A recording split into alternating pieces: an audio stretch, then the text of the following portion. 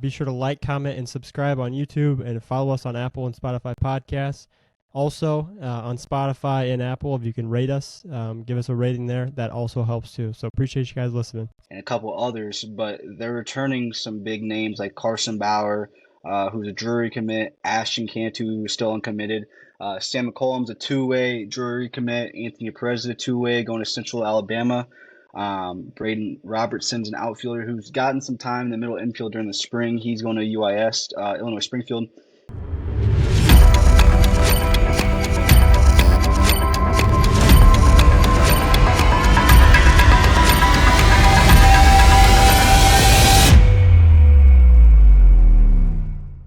All right, welcome back to episode 49 here of the Bullpen. Coming off a weekend at the IHSBCA Convention. Is there anything you guys want to touch on with that convention? I mean, we were there both Friday and Saturday. Drew, I know you got up on Saturday and gave a little spiel about what we do. But yeah, is there anything you want to touch on? I don't know if you guys have some stuff, but I love the convention, and this year was earlier. They changed the date. It was like a month, maybe a month and a half earlier than normal. It's normally like middle of January. Changed venues too, which just from like us, we get two booths there and have a pretty big setup. Like, didn't know what the venue was going to look like, and I thought it all worked out really well. Like, the guys at the IHSBCA, like, kudos to them. The speakers that they had throughout the 2 days were really, really good.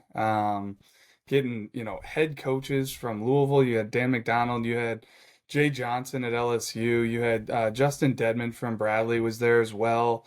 I know Neil Kotz was up there talking at one point, and on Saturday morning to like kick things off, they had Jim Thome and Clint Hurdle just kind of up there, talking hitting, talking approach. I got in there and listened to some of it, but then we got to just talk to some of the high school coaches. I got to get up there on stage and just basically thank those guys across the state for everything they do for us to allow us to cover high school baseball, to the level that we do, unbiased and covering the whole state, top to bottom, east to west, and try to do the best job we can, and just explain to them like their help is so huge for us when it comes to daily roundup submissions, player of the week, emailing us, hey, pitching rotations, who's starting today, rainouts, just keeping us in the loop on young guys coming up, just all of that. So thanks to the IHSBCA for letting us do that. Thanks for the coaches out there. And then just in general, like throughout the 2 days, having our booth, we do a couple podcasts. This year, I know we try to get some fresh faces on there that were not on there last year, along with a couple return guests, such as, Matt Thompson. He's been on the podcast before, the head coach at Libertyville, coming off the 4A state title, and then just letting guys kind of come by, tell us about their team, learning new info on guys that we didn't know about, have like some giveaway sections set up so they can take some notebooks, some shirts, some hats, some water bottles that we've used in the past for some of our bigger events. But it's really good to just touch base with these guys. And I will say, like, typically in the past, you go to that convention and it's almost the kickoff to our winter season. It's like right after that, we're running events, we're seeing players, and then the high school previews are coming out, and then got the kickoff classic and the high school season going on. So this year is a little different. It's like it gets you going, and then we have longer than before to kind of wait until the spring season, the winter season, and all that stuff. But really good to just hear from some coaches and see some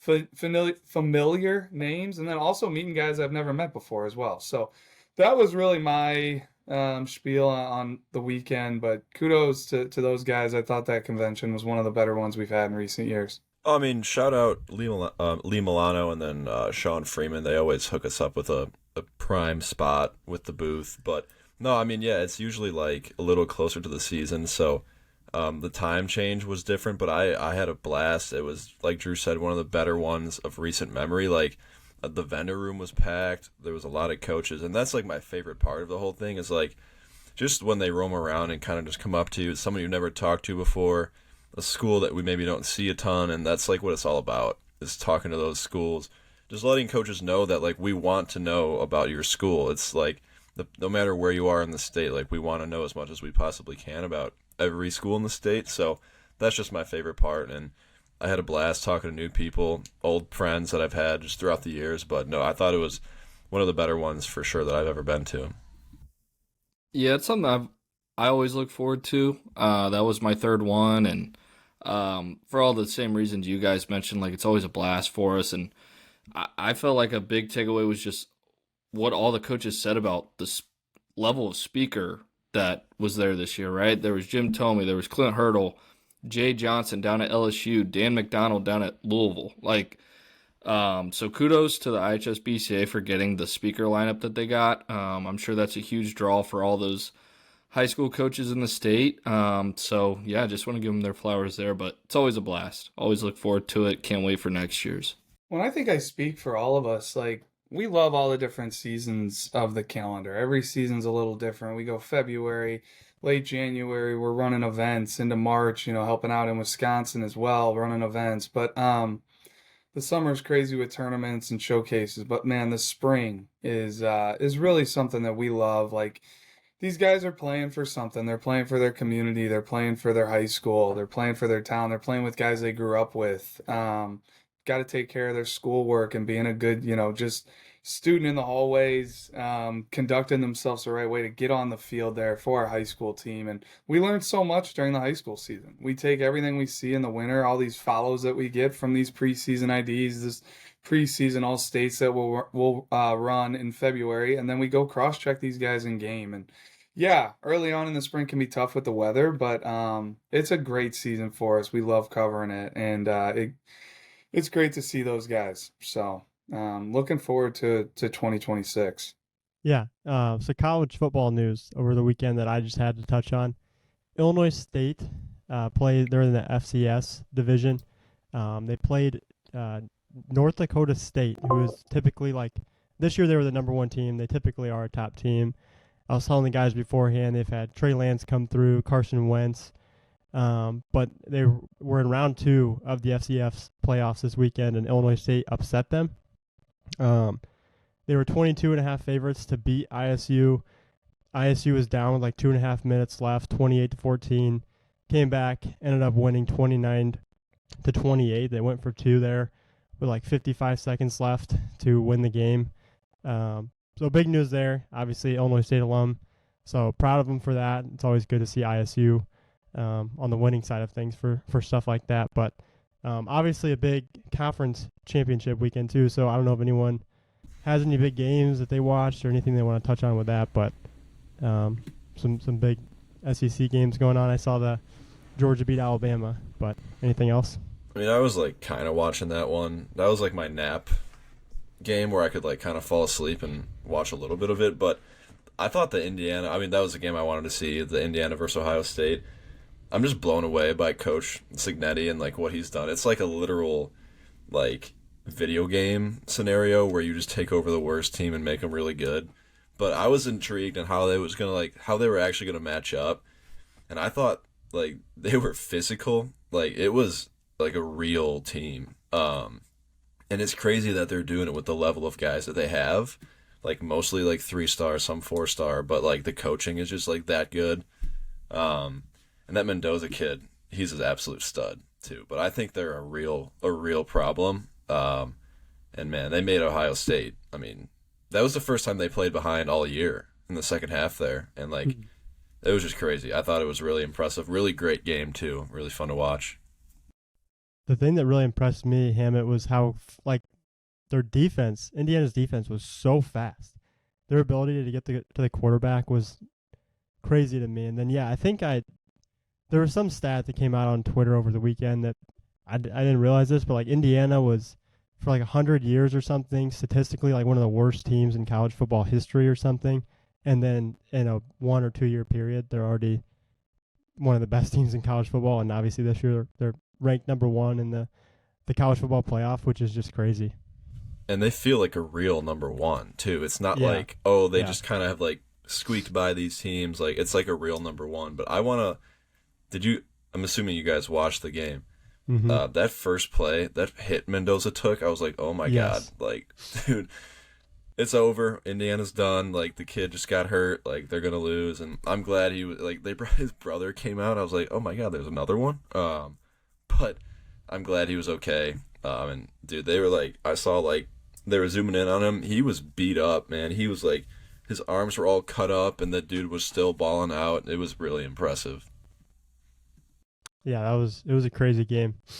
I didn't really, those were like the two games I really watched. I don't know. I mean, Duke upset Virginia. I know that caused a lot of playoff implications. I think I'm not really exactly sure what who got in because of that win or whatever, but I don't know. I didn't really keep up with anything other than SEC and Big Ten. The Friday night game that I was watching was that Kennesaw State comeback. That was awesome to watch. Kennesaw State, I think, is their second year, the highest level of college football, and they went from like 2-10 last year all the way to a conference championship, which was pretty cool to see. But yeah, that was like they're down to like 4th and 20, and somehow they got it, and then threw a touchdown, and it was crazy game. All right, Tyler, I think or go ahead, Drew. Well, no, before you get to the big news. I mean, what do you guys have on, Notre Dame not making it in? That people seem to be freaking out about it. I don't know enough about college football. I don't follow it closely enough. But you mentioned the whole Duke, Virginia, because that's the ACC. Miami gets in, and they weren't even a part of the conference championship. Do I have that correct? Yeah. I think the biggest thing and why I think so many Notre Dame supporters, fans, whatever, are so up in arms about is because Tuesday when they dropped like the penultimate college football playoff rankings, they were ranked ahead of Miami. If they would have just had Miami ranked ahead of Notre Dame this whole time, I don't think anybody would even be batting an eye because Miami beat Notre Dame head to head.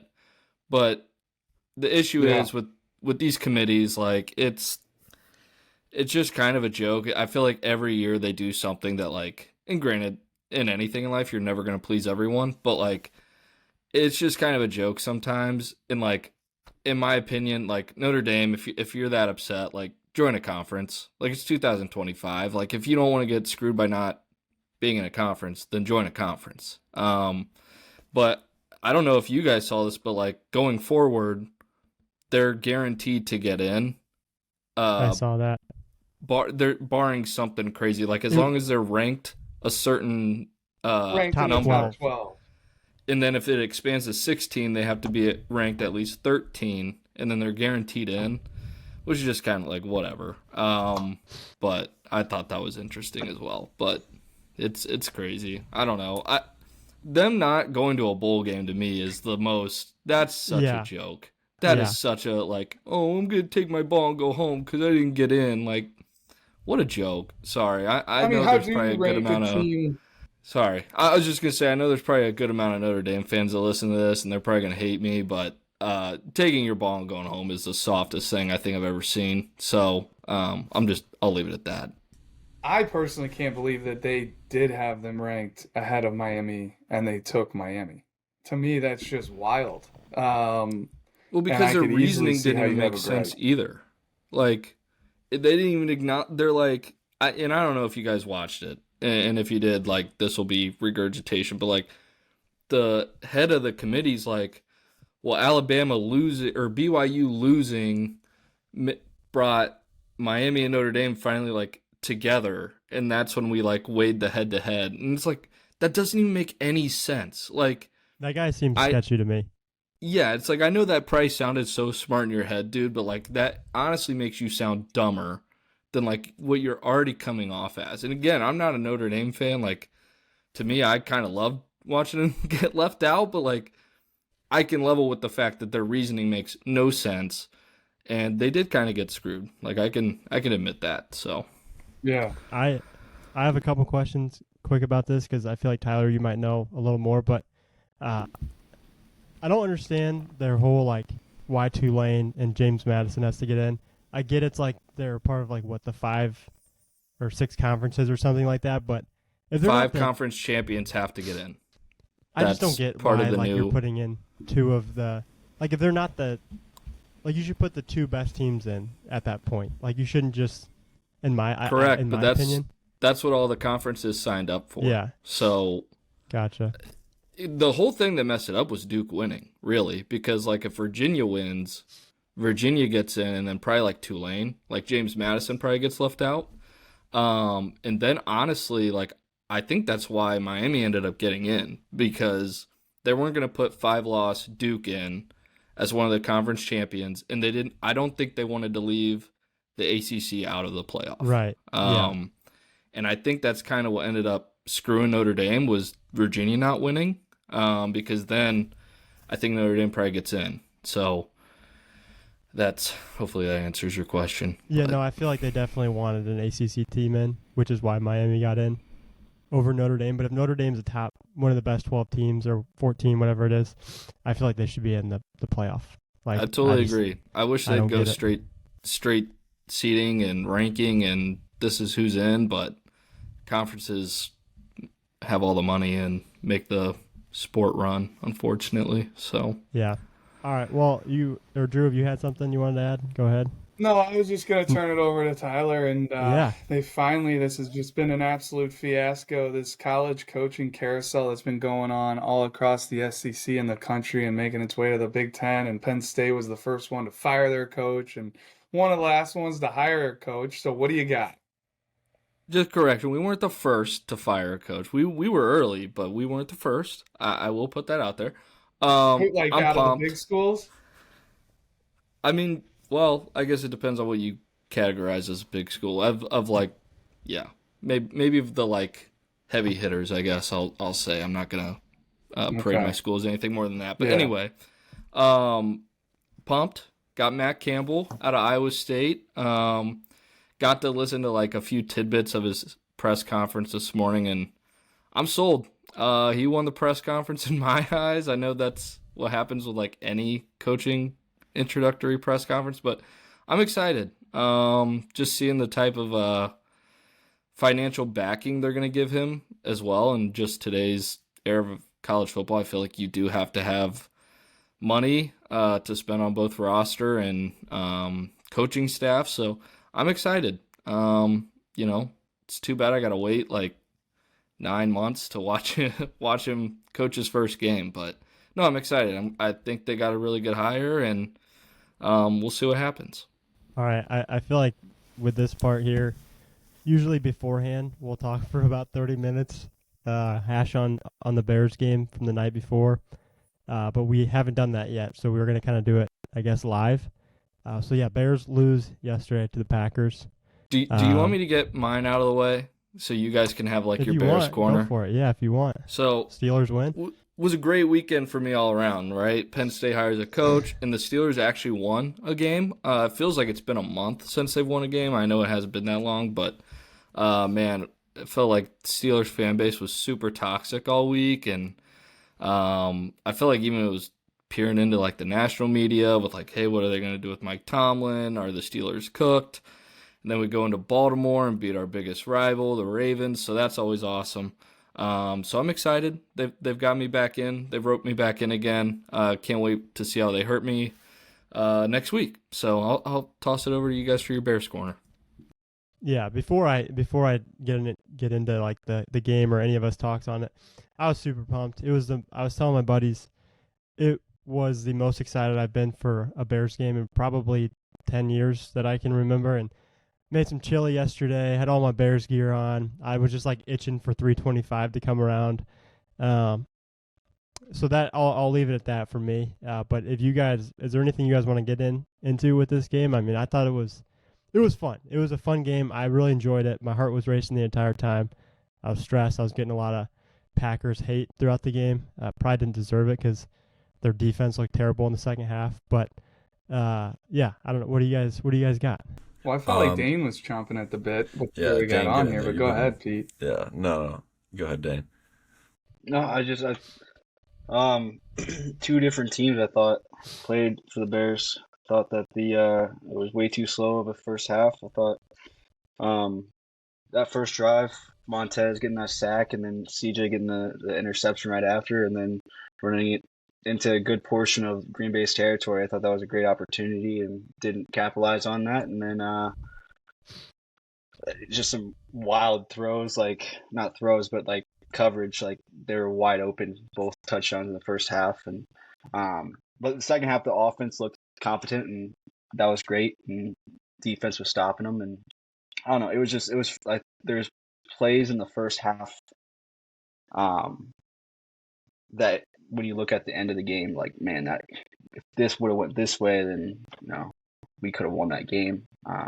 But like I keep looking at different plays throughout Twitter, throughout the game, and just like, hey, we stopped Josh Jacobs behind the line of scrimmage, like 3rd and 3. Like, we had 4 guys right there, and we could stop him, and he ended up on like the 3-yard line, and like that was a huge play. Like, I don't know. I thought that we beat ourselves, or I keep saying we. The Bears beat themselves. But yeah, that's how I see it. The one play that killed me, and I feel like this has happened earlier in the year where Caleb like maybe missed DJ Moore down the field or something, and I don't know. It's hard to say he missed him because I'm sure that they had the design for Cole Kmet there on the last play. But you watch video back, and if you looks for DJ Moore's wide open and has an open end zone, 3-4 yard touchdown, and they missed him there at the end, which kind of sucks. Or just like, do they run it there and try and get a first down? Like, I don't know. Well, there's a few things there. Like, apparently DJ Moore wasn't even like the second read on that play. Mm-hmm. Like, he was out of the picture, and like, I guess like aerially, like it looks like he's wide open, but like there's like 4 defenders right in front of Caleb. Like, it's For probably sure. hard, can't see him. But I was questioning the just the way they handled the final 2 minutes with like, we're gonna let the play clock wind like all the way down, so if they score, they have no time. Well, we have to score too for that to even happen. So like, I didn't love, and then like, on that play, like, I would have loved to let more time stay on the clock, just get a first down, fresh set of downs, and then from there, then you can let it wind down. But I didn't love the play call. I mean, I guess hindsight's 20/20. Like, if Kmet's wide open and he makes the throw, it looks like a genius. But I don't know. I thought it was they felt a little rushed in that last 2 minutes, and then I mean, it was a tough play, tough throw. I thought Caleb looked really good in the second half. And was just making like the crazy throws like all game. Like, I have no idea how some of them were caught, but I don't know. I came away, thinking like the Bears proved that they are real. And I came away like happy in that sense, but obviously want to beat the Packers. But I mean, it's we got the Bengals, or not the Bengals, sorry, the Browns, and then we got the Packers again. So I'm not down on this team at all. So we'll just keep moving forward.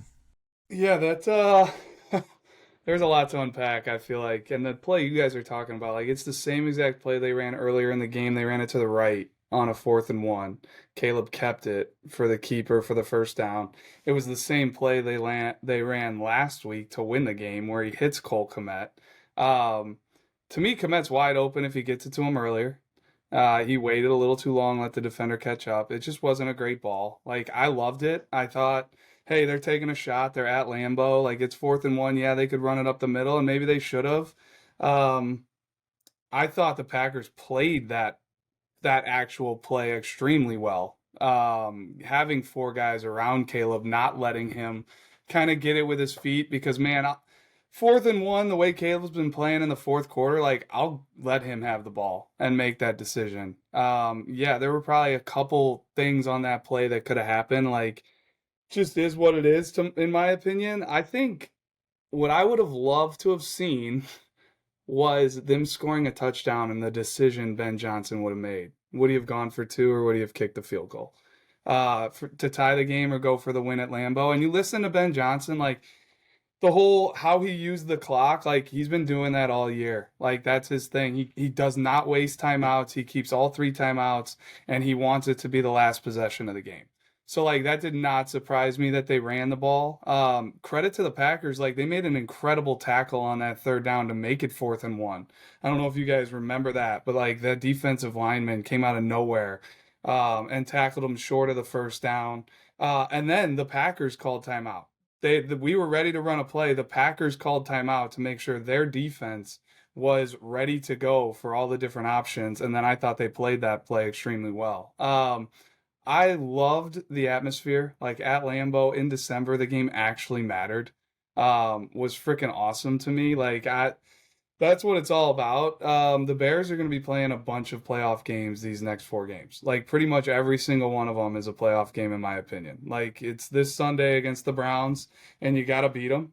And then we'll see what happens. But this season, like super optimistic. I love the game. I think Dane, like the 2 halves was totally correct. Like I actually thought it kind of lit a fire under Ben Johnson, the fact that they played the first half the way they did. He kind of took the gloves off, it felt like, in the second half. Caleb played awesome, I thought. Like some of those rushes he avoided. Man, Micah Parsons is a problem. Because even when Caleb was like getting out of the pocket, Parsons was all over him. Um, a lot of big time plays being made. The Packers, like, man, those guys made plays like that Christian Watson slant on the single coverage. Like that dude's fast. And like, I don't know. I thought Jordan Love made a ton of really good passes, especially early. I just thought it was a really good football game between 2 good teams. And I'm excited to see what the Bears do moving forward, the adjustments they make. But man, yeah, a lot to unpack. Fun to have games that matter. Can't wait to see kind of these next couple weeks. But yeah, good stuff. Yeah, I was gonna say I think that you're correct on gotta take this Sunday against Cleveland. But I think they have to take 3 of the next 4, honestly. Like take Cleveland. Like it'd be great to go 1-1 against the Packers, and then the Niners and the Lions are right there as well. They're gonna be in the hunt as well. So you have to beat at least one of those guys, just have the advantage or something. Just I don't know. I think that taking 3 of the next 4 would be huge, and it would be ideal. Finishing like 12-5 would be huge. Yeah, I personally like can't even look ahead. Like the Lions aren't going anywhere. Like they are. I think people are not talking about them enough. And the 49ers, like we're playing against really good coaches, really good defenses. The Browns, the 49ers, and the Lions are going to be ready to go, especially if that last game of the year means something for both teams. And it's Ben Johnson going back against Dan Campbell after what the Lions did to us early on in the season. Like, look out. But man, we got 3 games at Soldier. 3 of the last 4 are at Soldier. We go to San Francisco. Every single game I think is going to be a battle. So I'm excited to see what we can do. But just keep getting better. Just keep getting better. I didn't see too many pre-snap penalties. Maybe 1 for being on the road at Lambeau. I thought they like really, really handled themselves well in that second half. I can't believe Kyler Gordon got hurt in pregame. Like, what is that? That's tough. Because he's probably gonna be out for the year. A groin. He's taken as much time off as he has, and then to come out and hurt yourself in pregame. It's not good. The Nashawn Wright hit looked nasty. I don't know if you guys saw that. He took that like cleat to the face. Hopefully he's all good. Young guy getting that. He was like running up the middle and just got popped. Honestly, I'm surprised he took their linebacker. He like went back, and Monungai still somehow stayed up and maybe got a yard or 2 after that. But that was insane. Their helmets like broke or whatever. Like that was nuts. That looked like a concussion to me for the defensive guy. He didn't get one. I hope they took him out of the game and checked him. And talking about Josh Jacobs, Dane, like I think that's why the Packers got him a couple of years ago. He's a cold weather back. He's tough to tackle. Like I thought he was running super hard. And he's tough, but it's a heck of a game. Yeah, but speaking of high school or football, still, last week we had some state title winners.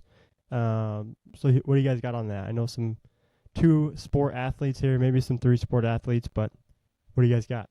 I don't want to speak for you guys. I just thought it was really cool. Like there have been years in the past where I've watched some of the games or tuned in. I did not this year. And I know some of them got moved, or most of them got moved to midweek last week. But just some baseball guys that are impacting some football programs and some state title winners that I thought were worth shouting out. Like Byron won in 3A, and Andrew Talbert was their quarterback. Andrew Talbert was a future gamer for us. He's committed to North Carolina.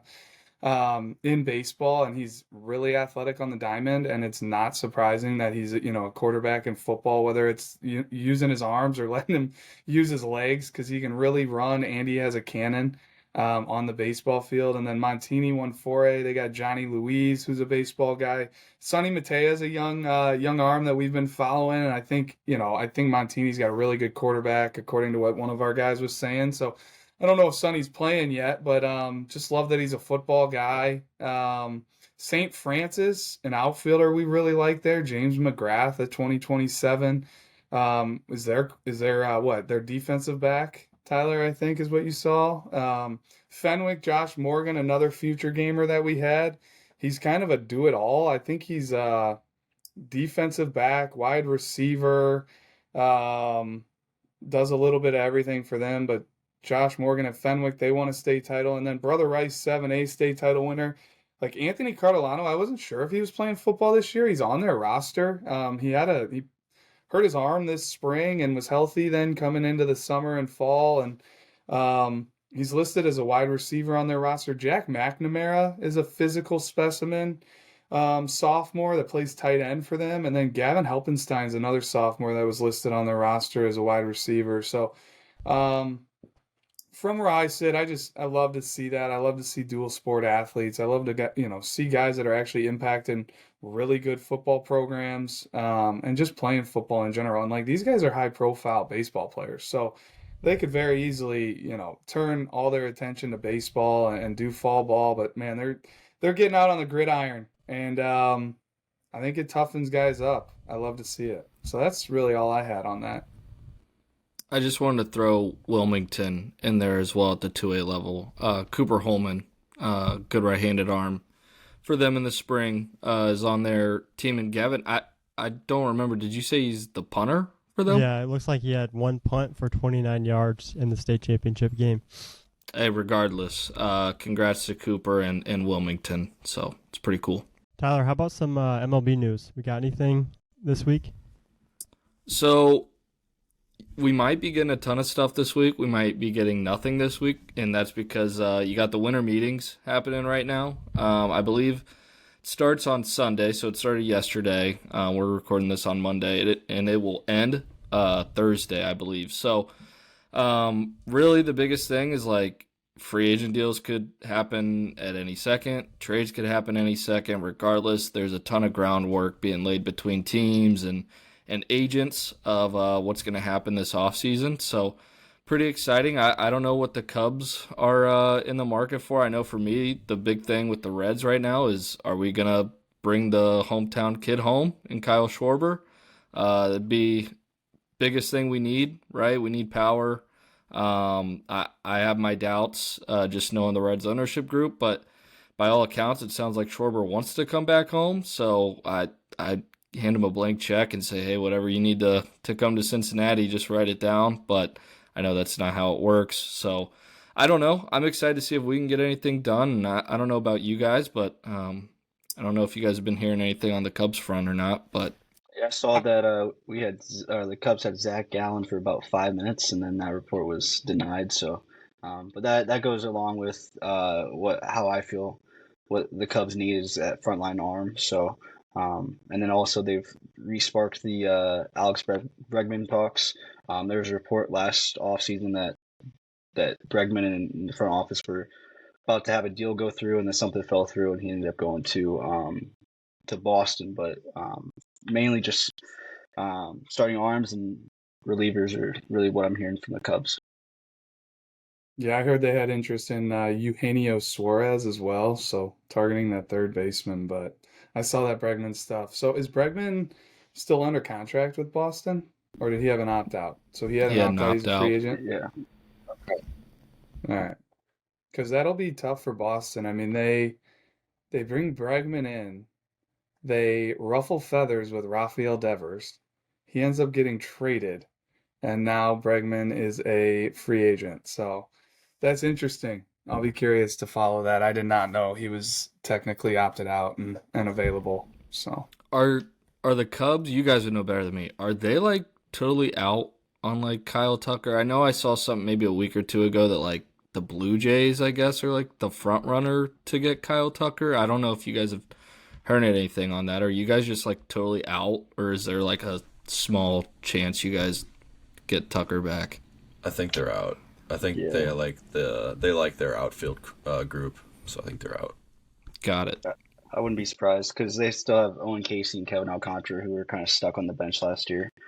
So I wouldn't be surprised with them giving those two opportunities in right field and potentially left field with Happ being on his last year contract as well. Sorry, Gab. Right. I keep No, go seeing that ahead. they're shopping Tarek Skubal. I don't know how true that is. Supposedly, I saw, and again, this is terrible podcasting because I don't have the source straight on me, but like I thought I saw a tweet of like maybe it was from Buster Olney, and he's like, yeah, the growing sentiment is that like he's gonna get dealt, like, which is just absolutely crazy. The fact that Oh. like you're Detroit and you can't hang on to arguably the best pitcher in the game, right? Like it's depending on your flavor, like it's him, it's Skeens, it's Otani, right? On some days, maybe Yamamoto or whatever, but absolutely crazy. I mean, I couldn't imagine being a Tiger fan, and like the fact that there's a good chance it might happen, like it would just make me sick. I was thinking the same thing. And he's left-handed. Like, and he's a freak. And he's the ultimate competitor. And he's still pretty young. Like, man, that one to me, when I kept hearing that, they better get an absolute haul if they're going to, move on from him. But those are really the only things that I was seeing or following. Drew, I think it was either this morning or last night, too. We had a big registration for our preseason ProCase up at Rhino. I don't know if you want to Yeah. touch on that. Oh, just in general. I mean, the event, exactly what we're hoping for is just slowly and surely, rounding out and getting some really, really good, interesting prospects. Nolan Ramley from Brother Rice committed to Northwestern. He signed up, and that's the goal here. Is as we get closer to that late January date of when that event comes, is just getting a few more guys that need to be seen by pro scouts. Like the Super 60, by all accounts, is filling up really fast. I know Shooter Hunt, leads all of our scouting efforts here at Prep Baseball from a national standpoint, and he fills those rosters for the Super 60, for the All-American game. He is pumped about the way the roster has filled up for the Super 60. So, like, I don't think there's going to be a whole lot of extra guys getting, invites at this time. And that's another beauty of this pro case is, like, between us and Shooter, like, it's kind of a known thing here. Like, we're going to save at least one spot, for the Super 60, for the guys that come to the pro case and put on a show. It's a big reason why we run it when we run it. Before too, like all these pro scouts are out and about cross-checking all these D1s once it starts in mid-February. Like we want to have it in late January so we can get as many pro scouts there as well. But looking for those guys like a Nolan Ramley, a bunch of guys, a Sam Finn, to see what they do at this pro case and if they can almost make it impossible for them to, be left out of the Super 60. Because I really feel like that's what happened last year with Enzo and Felice. Like for me, it was like, this guy has to be at the Super 60. Like every ball he hit was over 100. It was ultimate feel to hit. Pounding balls to each gap and then showing off a cannon behind the plate. So I'm excited to see kind of who's made that jump here between, their final senior season, like that winter season, who's really getting after it in the weight room, who's really continuing to perfect their craft and up their tools. And Nolan Ramley's certainly a guy that could be that guy. Yeah. All right. And then looking at some 2025 event leaderboards, if you go to our Prep Baseball Illinois website, go to the drop down, go to showcases, and click that 2025 event leaderboard button, you'll see all of our stat leaders throughout the 2025 showcase campaign. And this week we are highlighting the pitchers. So if you guys got a name that you want to touch on, feel free to get in there. I was gonna say I feel like I always go first, so I sometimes I feel bad, but not in this case if it means I'm cutting you off, Gavin. So I'm gonna go Austin Wingy out of Lockport, 2027. Oh, Dane, I'm sorry. I feel bad if I actually did that to Dane. So, but anyway, I'm sticking with Austin Wingy here at Lockport. Was a future gamer on Team Select for us, but I got a very abbreviated look at him in the spring, closing out a game for Lockport. But where he falls on the leaderboard is at 13th with a max fastball velocity of 92. For a young guy, it's really impressive. To me, it's very impressive the fact that he can translate that in game. When I saw him in the spring, obviously pitching out here in Illinois in like March and April, it's not the warmest, and he was running up to 90 and 92 there. So I think that says a lot about him and the talent that, he's not just a bullpen guy. He can do it in game. And, another thing that I thought was interesting was we had two of his teammates on our senior future games team and Adam Kozak and Drew Satunis, and they both spoke glowingly about him. And to me, if you got the respect of your peers, that says a lot. So, Austin Wingy. Yeah, right-handed pitcher Josh Jones from Normal Community. He's a senior committed to Indiana State. He was up to 91 this year. I believe it was at the Illinois State games, but at a summer tournament, this wouldn't be included in the leaderboard. He was up to 92 throughout the summer, but at one of our showcases, Illinois State games, he was 91, but he's a really easy mover, and it's very minimal effort. And I feel like his velo just continued to spike this year. Like, I saw him in the spring, and at times he was like maybe low, mid-80s or something. And then, coming into the summer, I feel like it was just a huge jump for him, consistently getting up to that 90, 91 mark, and then obviously touching 92 at a tournament this summer. But he shows two different breaking balls and a curveball and slider, and then also has a changeup too. But for me, what I really like is just the ease and looseness of his delivery. And again, how there's really no effort there, and it's just an easy 91, 92. I'll jump in here with Kenan Baxley from Caneland of 2028. I mean, you want to talk about spin metrics? This kid led the entire state in average curveball spin rate, averaging 3,100 RPMs, which is just insane. And he was over 3,200. And like, obviously the spin itself is pretty insane, but like, he was also averaging a negative 19 IVB, which is just an absolute top to bottom banger. And then you look at the athlete he is. He's a 6'9" runner. He's a really, really interesting two-way that can swing it and pick it on the dirt. The fastball is in the upper 80s, and he's got a slider and a changeup, and he'll spin the slider in the mid 2000s as well. So the knack to spin it, I mean, that's the separator. It also really gets me excited about his future. I think, the ceiling is very, very high there. There's a lot still to tap into. Those young kids that can spin it and spin it firm, like his curveball and slider are mid-upper 70s, which is pretty firm. So, I mean, that just indicates more velocity to come there as well. And then the athlete he is, he's a high-level arm that definitely needs to be known. I'll hop in here. I'm going to go with my second choice now because Ty took my first. So I'm going to go with Caleb Cox out of Springfield Lutheran. NIU commit. He tied for 29th in the max fastball velo with a 90.7 mile per hour fastball at the Peoria Preseason ID. And he was up to 93 during the summer down at Lake Point. He's a 6'5", 185 frame, big body that tons of projectability. And then also his slider had a negative 13 inches average horizontal movement. So big body that's going to go to NIU and pitch very well, hopefully. All right, I'll round us out here. I'm going with Brady Bunick from Libertyville 2027. He led the entire state when it comes to max fastball velocity at an event this season, or I guess this entire year, and it happened last winter, going into his, what would that be, his sophomore year.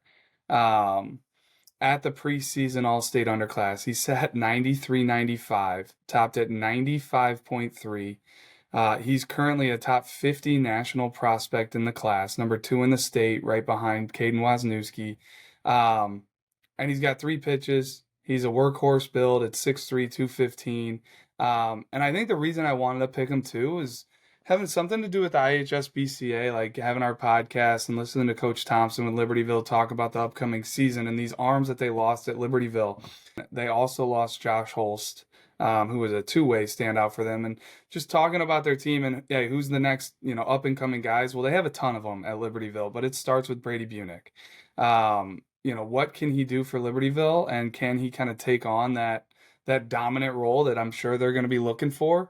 So it's a huge spring coming up, his junior year. And what really got me excited was listening to him talk, potentially early on in the season, having a matchup against McHenry. Depending on the weather up there in the northern burbs of Chicago, will it happen? Will it be 20 degrees? We don't know, but if there's a way that Caden Wozniewski and Brady Bunick can match up, that's going to be a must-see game, with two of the best arms in the country facing off early in the season, really kickstarting the year. So we'll see what happens there, but a ton to like with Brady Bunick, one of the top arms in the country, and really impressive that he set, the leaderboard. He was the top of the leaderboard his sophomore season, with all the events that we run, touching 95.3. So that was my choice. I know that was maybe one of the easier targets there, but we got a lot of talent in the state, and he's one of the best. All right. And then, Drew, so what is a preseason ID? We're coming up on the preseason schedule here, starting in January. What can a player expect at a preseason ID, and where are we going this winter? For me, the beauty of a preseason ID, or any event that we run in the winter, whether it's the unsigned senior or the preseason all states or the ProCase, it's like, to me, it's all about getting in front of us. It's all about getting in front of us, letting our eyes see the athlete, and then also at the same time, like getting all the data that we provide at these events. And the updated video is huge. TrackMan, Blast, we run all of our events in the winter the exact same. So whether you come to a preseason all-state or a preseason ID, they're all a pro-style workout. You all get the same deliverables, and then you also get in front of us. To me, sometimes a preseason ID is almost what I would recommend for somebody to attend. First off, depending on which one you go to, we can be very efficient with how we run them. Second off, if you are a standout player and you don't get an invite to the preseason all-state, you think you deserve an invite, we can only take so many players at the preseason all-state. So we have to send out no's, even to players that we know are good. But if you are good and you go to a preseason ID, it's easier to stand out, against a non-invite only roster than it is at the preseason all-state when you're participating, right after or right before some guy that's committed to an SEC school, somebody that's ranked in the top 10, whatever it may be. Like, it's easier to be highlighted from these preseason ID events if you are a standout at that event. And you really, really are, you kind of jump off the page at a preseason ID, if you are a noteworthy prospect. So we all, crush every event this February. We're all out there. We're running different stations, whether it's a hitting station, defensive station, on a mound. And the key to me is getting to an event, getting in front of us, getting your updated stats, the jump mat, the vision test. Let us kind of see all aspects as we can. Your grip strength, your blast metrics, your TrackMan batted ball metrics, and then get on our list to follow you this spring. That is what it's all about. Come to something, go to something that maybe fits your calendar schedule, is close to your home. We work our tail off to try to run as many events in different pockets as we can. Obviously, it depends on the venues, but put your name on the map. Get your name on the map and get on our follow list for the spring, and get on our follow list for the Illinois State Games. Yes, the future games is huge for those sophomores, but to me, every class should be working towards that Illinois State Games. This past summer was the biggest and best Illinois State Games we've had so far. The most coaches in attendance, over 100 coaches there floating around over the 2 days. And that's what it's all about, is showing off the improvements you've made all winter long, at your program, whatever you're doing. The improvements you've made, get in front of us before that high school season, and make it a point so that we need to get out and see you this spring. Speaking of the Illinois State Games, Dane, how many commitments are we at now? Who committed last week? What do you got? Yeah, we're over 165 commits now. The latest one was as of 1:30 on Monday, was Cannon Sipe to Jefferson JC in Missouri. Bradley takes the lead in D1 commits with 4, as Madden Tots committed from Libertyville to Bradley. And the Morton Junior College also tied Parkland with the lead for JUCO commits with 5. So some fun little notes there. Yeah, and then what about those other commitments coming through as well? I know we had some Division I commits come through this past week. Yeah, we got Liam Nash, a future gamer. He's committing to Houston. I believe he was team select, and he's going to go to Houston down there. And then Landon Tomei goes to Florida State, top player in the state in the 26th class, All-American game attendee, future game attendee, all sorts of big events. He's been there, and he goes down to Tallahassee now, and that's a big get for the Seminoles. All right, guys, and then we got the hot list here.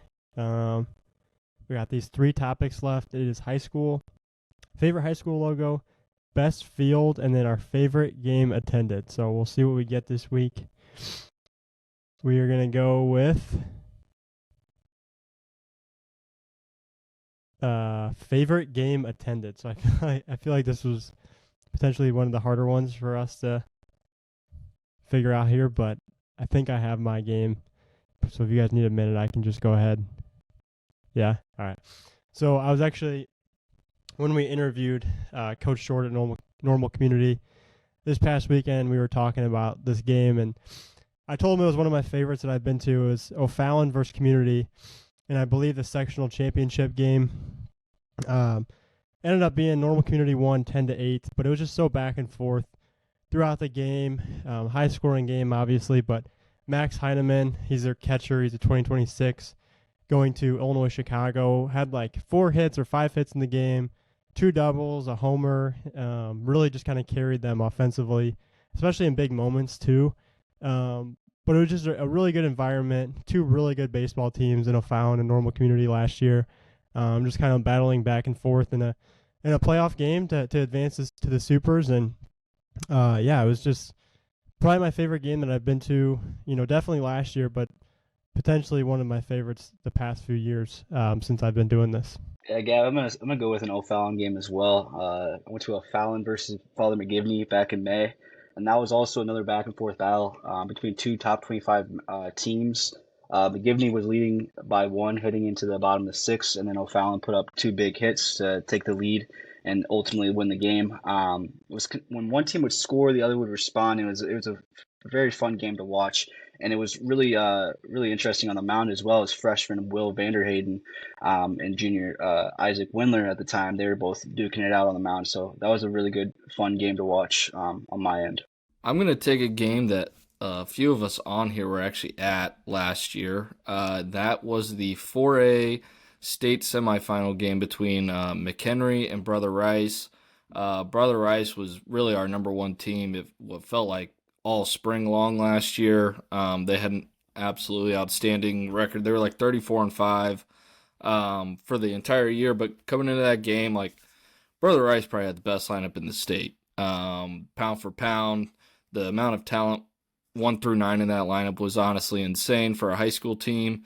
And then on the other side, they were facing Brandon Shannon from McHenry, who left McHenry as, arguably maybe the best pitcher in program history, who's now at Louisville and doing big things down there. But the atmosphere was insane. It was like number 1, number 2 is what it felt like.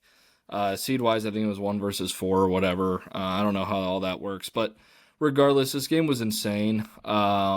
Brandon Shannon actually got into a little bit of trouble early, if I remember correctly, but settled down and just started mowing some guys down. And it was an incredible game because, honestly, McHenry all year, like their offense wasn't they weren't world beaters on offense by any means, but they always did enough to win.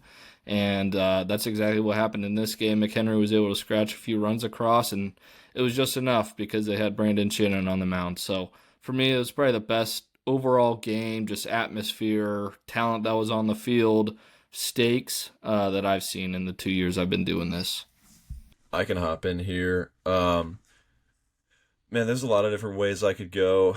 Lincoln Way West, Lincoln Way East last year was obviously one of the the biggest, most anticipated games ever, but I'm actually not going to go that route because I'm going to go off the game that I felt the most fired up sitting in my car on the way home from, just like, wow, that was awesome. And that is when Downers Grove North walked off Hinsdale Central in the regional championship to send them to sectionals. Jimmy Janicki hit a walk-off home run.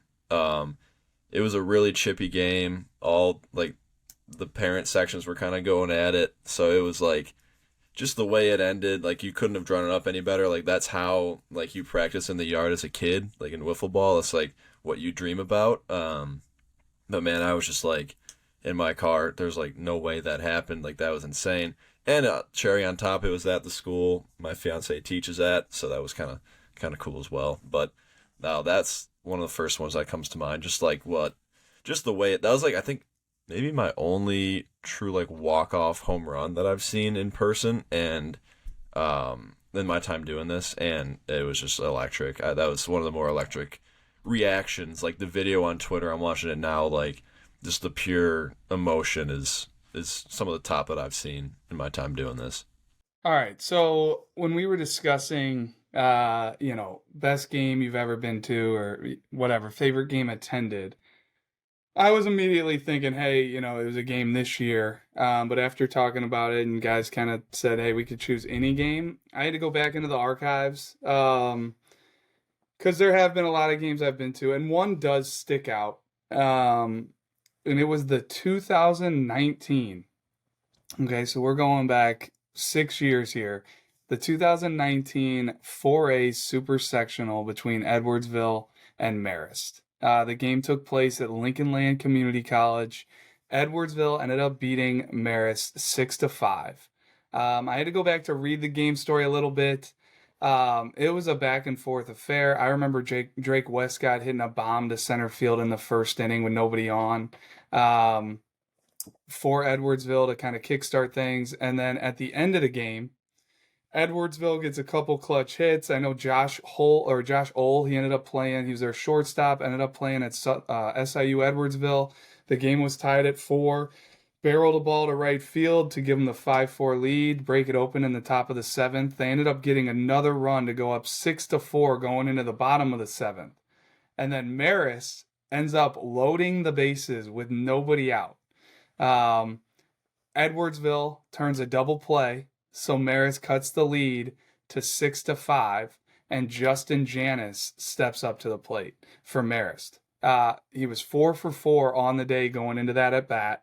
He ends up flying out to give Edwardsville the 6-5 win and advance to state.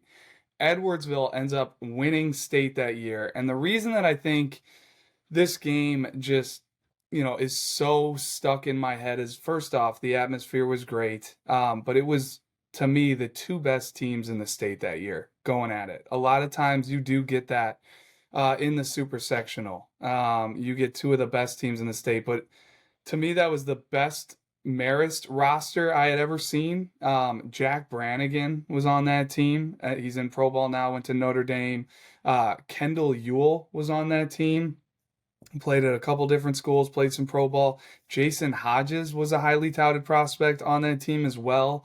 And there's others I'm missing from Marist, but Edwardsville was loaded. Matthew Boyer started the game on the mound. He went to St. Louis, had a really good career there as well. But just an unbelievable matchup between two really good teams and two really good coaches. And that 7th inning and the drama and Edwardsville turning the double play, getting Justin Janis. Justin Janis, by the way, ends up, going to Illinois, having a really good career there, and he's playing pro ball as well. So there's just a number of pro prospects on that field, a number of high-level performances going on in that game too. I remember Kendall Ewell taking a breaking ball and just hammering it back up to center, right up the middle, back up into center field for Marist as well. But reading that story brought back a lot of good memories. There's probably more to touch on there, but I'm sure Coach Sefcik remembers that game, and I'm sure Coach Funkhauser does as well. So that's the one I'm going with, Gavin.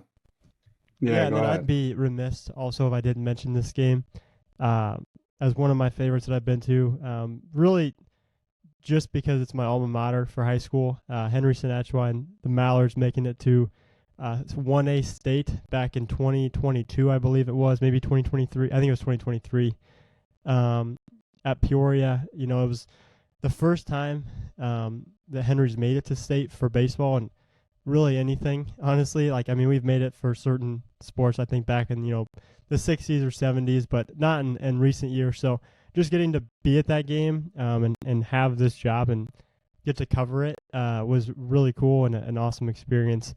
They didn't end up winning, but they got second, but still just a really cool game and atmosphere to be at. A ton of people from Henry were at that game. Kind of felt like the whole town made their way down to Peoria for that. So that was definitely one of my favorites and a good memory to have. Yeah, and then kind of sticking on the same theme, looking at our way too early spring outlook again, just talking through some teams around the state that we think are, bound for a good season here in the spring, or, maybe we're just excited about, whether it's because of their roster or whatever it may be. But, we've talked about quite a few teams the past 2-3 weeks now, and just continuing to talk about more. What do you guys got? Yeah, so like I mean, like the title of this is the way too early spring outlook, and I'm not sure how this team's going to be, but I'm excited about them. I like a lot of guys on their roster. They went 33-4 last year, and that's Manuka. Went 33-4. They were pretty dominant, as their record speaks throughout the year. But they lose a lot of pieces. They lose Braden Zillis, who's had a really good fall at ISU so far.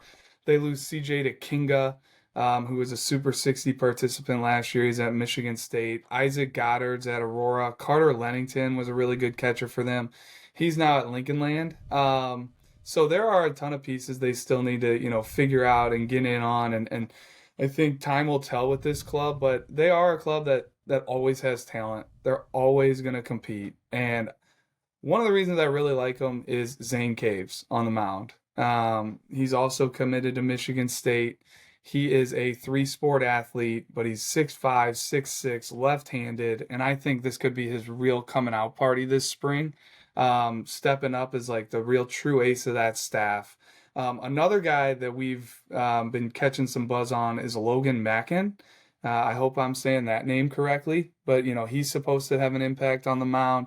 Cam Rujewitz and Connor Powers as well should impact them, from a starting rotation standpoint. And then as position players, I mean, we'll see, but Rhett Harris is a physical right-handed bat that should be either, DH, first base. Howie Porath is a third baseman, left-handed hitter that we've liked, seen him really good. Jason Duh, I hope I'm pronouncing that one right as well. Like, he's been a longtime varsity contributor. He'll be at second base. Ryan Keener showed really well for us at the Illinois State games this summer. And then they have a couple other names that I'm not as familiar with. So like I said, way too early spring outlook. I like these guys. I'm excited to see what this, season looks like. It may be a transition period or it may not. We'll see, but that's the Manuka Indians is who I'm going with. I am now going to take Lamont. This is a program that, to me, what stands out is the type of talent it seems that they have at each level, right? The seniors, the juniors, the sophomores.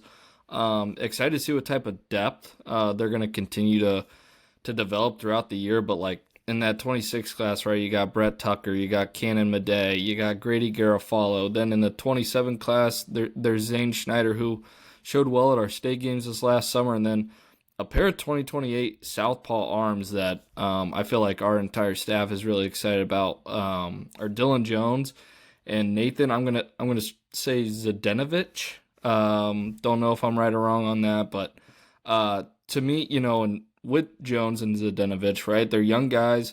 Who knows if they're even going to see time at a program as big as Lamont this spring, but two guys that I would think Coach Storako is really excited about. I think with Lamont, right, they lose a Jacob Parr, they lose a Shea Glotzbach, Matthew DeVoy, so it'll be interesting to see how they replace some of those big pieces they lost, but we were actually hoping to get him on at IHSBCA, and Drew, I think you had a good nugget. He was actually, Coach Storako was down in Florida because their field was nominated for like best high school field in the country. Drew, I don't know if you want to correct me there, but No, I think that is correct. I don't know the actual award. I don't know if it was for like the turf, like a natural okay. surface field or not. But I saw there's something on social that should be out there that they tweeted out, and it looks like he's accepting an award. So Awesome. check that out. The Lamont, baseball X handle. There's something on there. It should break it down more then I'm giving it to you guys right now because I briefly saw it. But regardless, it sounds like I need to get out to a game at Lamont, especially if their field's getting national notoriety. So I think a couple of you guys on here have been there and have given it glowing reviews. But that's what I got with Lamont looking ahead at 2026. I'll hop in here. I'm gonna go with O'Fallon. We talked about them a couple times in that favorite game attended, but they have a really strong roster returning. They lose Connor Blue and they lose a Dane Haraski and a couple others, but they're returning some big names like Carson Bauer, who's a Drury commit, Ashton Cantu, who's still uncommitted. Sam McCollum's a two-way Drury commit. Anthony Perez is a two-way going to Central Alabama. Braden Robertson's an outfielder who's gotten some time in the middle infield during the spring. He's going to UIS, Illinois Springfield. Cole Becker's an infielder. He's going to Central Alabama.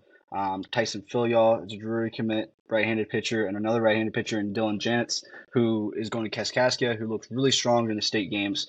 So a really, really strong 26 group. But then they also have a Landon Dipple, who is a 27, who is up to 82 in the spring. And then they have a couple 28s and Trey Haraski, an outfielder, and right-handed pitcher Will Vanderhayden, who we talked about during that favorite game attended. So a really deep and strong team, not just in the field, but also with the arms that they have. It's going to be very interesting to watch them in the spring. I am going to pull an audible, a last-minute decision. I'm going to go with Lockport. I just think Lockport, no matter what, is always a team you have to watch for. They have a ton of talent that walks through those hallways every single year. And, I mean, they have a ton of college commits this year. I mean, Martin Kinane and Jack Sheik are both going to Purdue Northwest. Adam Kozak and Connor Ryan are both going to Lewis. Then they got David Kundrak going to St. Xavier, Trey Schaff going to Morton, and then Andrew Satunas behind the plate going to Grand Valley State. I mean, they are just kind of loaded top to bottom. A couple really talented 2027s with Anthony Farina and Austin Wingy, a future gamer for us. So I just think top to bottom, there's depth, there's high-end talent, and that they're going to be well coached. And like I said, Lockport is just always a team you have to watch for, and I think they got a nice group this year that can go pretty far. Yeah, I'm going to go here with Champaign Central. Shout out to Coach Staub this past weekend. He was inducted into the IHSBCA Hall of Fame. I was just looking up his all-time record at Champaign. It looks like he's 506 and 331. And, one thing about Champaign that I've noticed, Champaign Central, I've noticed since doing this is that they consistently are just finding ways to win, 20-plus games a year. And I think no matter what their roster looks like, Coach Staub always finds a way to get those boys ready. And just looking back at their previous records, since 2014, they've won 20-plus games every year since then under Coach Staub. So just some really impressive notes there for the Maroons. But also they bring back Trey Cole this year, John Timmons, Ryan Pipkins, Nick Braultz. They do lose a good crop of seniors that were super impactful for their team the past couple of years. But, I think you always got to feel good about that team. They're always coming in these past, 10 years, winning 20-plus games. So I'm going Champaign Central here. All right, and then do you guys want to round this out here with the prospect of the week? All right, and the same thing, all of you guys, whoever wants to jump in. I don't want to go first here. Yeah, go ahead, Dane. I'll hop in here. We talked about him with Wilmington earlier, winning the state championship. I'm gonna go with Cooper Holman, right-handed pitcher, 2027. He really impressed me during the state games. He struck out 5 of the 6 batters he faced, and the only other out came from the catcher throwing out a runner at second base. 6'3", 205 frame. He sits 85, 88, topping out at 90. A lot more in that frame. Low to mid 70s breaking ball, and then an upper 70s to low 80s changeup. Really fascinated with this player. I really liked how his pitchability was going and his pitches and everything about him during his outing during state games. I thought he would look very confident. So a name to keep an eye on for sure in that 27 class. Dane, I'll actually stick on that same theme of football state champion we mentioned earlier. So I'm going to take James McGrath out of St. Francis, outfielder, 2027. To me, he's a true center fielder. I loved the look I got of him in the spring. Drew, I want to say a few weeks after that, you saw him really good as well. Saw him again this summer at an area code tryout. Thought he showed well there as well. But he's 6 foot, 195. Obviously, a pretty big time football player. He's got one D1 offer to his ledger for football. He ran a 6.9 at last year's All-State. Also was peaking at 98 off the bat for exit velocity. But to me, just really excited to see what he can do this spring. Hopefully we see him this winter. You know, if you're a college coach, obviously it'd be really exciting to see what he can do when he's just focusing on baseball, potentially at the next level. But big-time athlete, and I'm a huge fan of him. So, James McGrath. All right, I'm going to hop in here with an uncommitted 2026, Dean Miller from Glenbrook North. I love those sinker slider guys. That's just like my sweet tooth kind of. And he's got that low deceptive slot, but he can run it up there good. I mean, he gets up to 89. He'll sit mid-upper 80s, and he's got a big sweeping slider to pair with it, like over 22 inches of sweep at times on the TrackMan. And he'll spin it 23, 2500. But I just think there's more in the tank for that kid. He's 6'1", 180. It's a good-looking frame. He moves well. The arm works. Like, that kid's got a bright future, and he's still uncommitted. So I would love for, him to get a little love here. I can get in here with shortstop Luke Bryant from Hall, and he's a 2027 over in Spring Valley, kind of the LaSalle, Peru area just west of there. But he's an uncommitted 5'11", 150-pound frame. It's kind of wiry. It looks like there's more to come, but I really like the right-handed swing. It's just very easy, consistent, direct to the ball. You look at the video, the behind cam, it's just consistent barrels up the middle into the pull side of the field during his round of BP. And then he's a steady defender, too, up the middle with a solid arm across, 84 miles an hour across. And I just feel like with Luke, the best is still yet to come. The frame, it's still developing. I think he's got a lot more room to grow and add strength on in that frame. It's high-waisted and wiry. So Luke Bryant, uncommitted from Hall High School in Spring Valley. My prospect of the week is going to be 2027 left-handed pitcher outfielder Carter Brady from Effingham.